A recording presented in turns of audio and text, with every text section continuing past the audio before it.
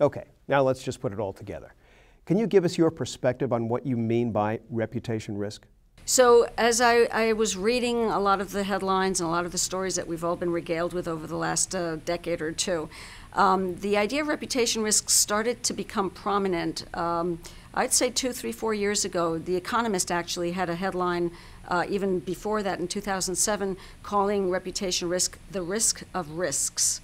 And I found that intriguing, and then there was some very interesting surveys of CEOs, of boards that came out where everybody was scared of reputation risk. They basically, these many surveys isolated reputation risk as one of the #1 or top 5 strategic risks confronting boards and C-suites. So I wanted to understand what do they mean by reputation risk. So through the work that I did writing the book, I came to the following conclusion. For me, reputation risk is not a standalone risk per se. It could be, but most of the time when it's associated with a corporation or with an organization, it's a risk that associates itself and attaches itself to the other risks that the organization is facing, whether it's corruption risk, fraud risk, environmental, health and safety, you name it.